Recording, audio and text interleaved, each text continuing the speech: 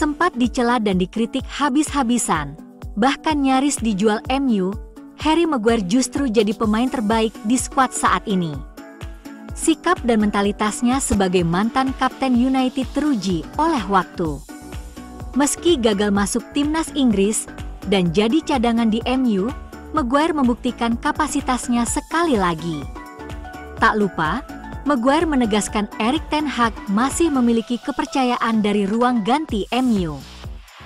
Para pemain Manchester United membuang keunggulan 2 gol untuk bermain imbang 3-3 dengan Porto di Liga Eropa. Duet De Ligt Martinez tampak rapuh dan bersalah untuk semua gol Porto. Hasil tersebut berarti United hanya meraih 2 poin dari 2 pertandingan pembuka mereka di kompetisi tersebut. Ten Hag akan kembali mendapat tekanan hebat saat timnya kembali beraksi di Liga Premier Inggris saat bertandang ke Aston Villa hanya dalam waktu 3 hari. Ketika ditanya apakah para pemain United masih percaya pada Ten Hag, Maguire menepis semua rumor di media. Sang bek mengaku telah bermain untuk klub ini selama 6 tahun, jadi dia tahu cara kerjanya. Saat tim mengalami masa-masa sulit, para pemain akan berada di bawah tekanan, tetapi manajer juga demikian. Menurutnya, Erik cukup berpengalaman, dia telah cukup lama berkecimpung dalam permainan ini, dia telah cukup lama berada di klub ini, sehingga sang bek yakin dia telah belajar cara menghadapinya. Mantan kapten United itu menambahkan di waktu setelah setiap pertandingan.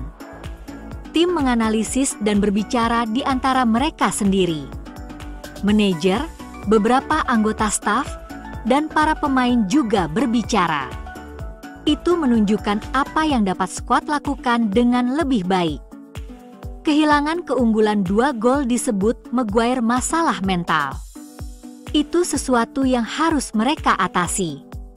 Saat unggul 2-0 dan kebobolan, Maguire percaya keyakinan itu sedikit memudar di antara para pemain, bahwa mereka bisa terus maju dan memenangkan pertandingan.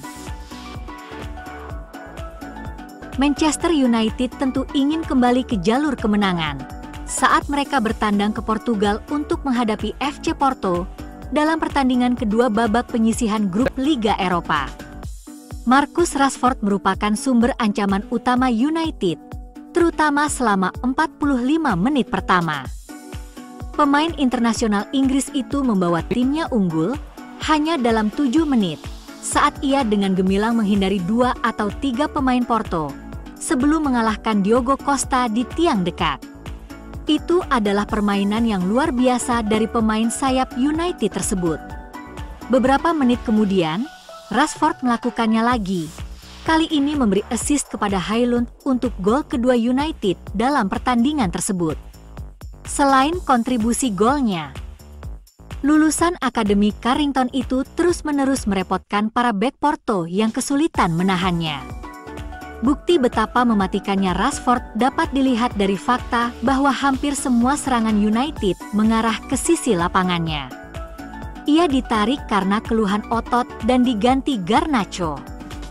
Rashford jelas menunjukkan sekilas jati dirinya yang dulu, pemain yang mencetak 30 gol pada 2022-2023. Pada kesempatan lain, seperti yang telah menjadi norma di bawah Ten Hag, United tidak mampu mempertahankan keunggulan mereka. Kelemahan mentalitas dalam jajaran pemain adalah masalah besar yang sudah lama tidak ditangani. Untuk pertandingan kedua berturut-turut, Martinez dan De Ligt bermain berdampingan di jantung pertahanan United. Melawan Spurs, keduanya bermain buruk seperti kebanyakan rekan setim mereka. Jelas terlihat bahwa mereka tidak saling melengkapi dan tidak cocok sebagai satu kesatuan. Hal ini semakin terlihat jelas ketika Harry Maguire dan Jonny Evans diturunkan di akhir babak kedua.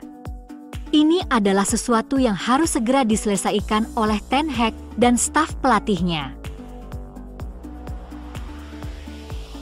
Meskipun gol penyeimbang terjadi di menit-menit akhir, sang manajer dan asistennya, Ruud van Nistelrooy, tampaknya telah menyampaikan pesan yang jelas kepada para pemain mereka. Saat para jurnalis menunggu wawancara pasca pertandingan dengan para pemain, mereka tidak terlihat dimanapun, dan sang manajer mengunci mereka di ruang ganti untuk beberapa saat ketika mereka melakukan briefing pasca pertandingan.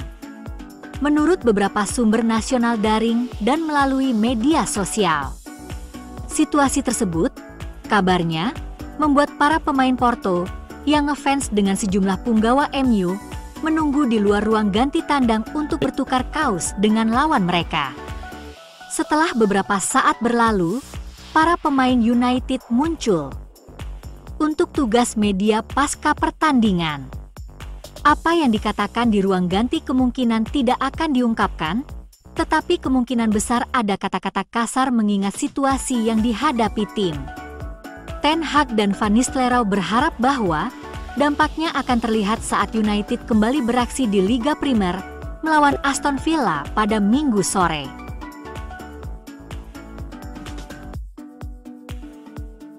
Bagi Kapten Manchester United, Bruno Fernandes, kartu merah tampak seperti bus London.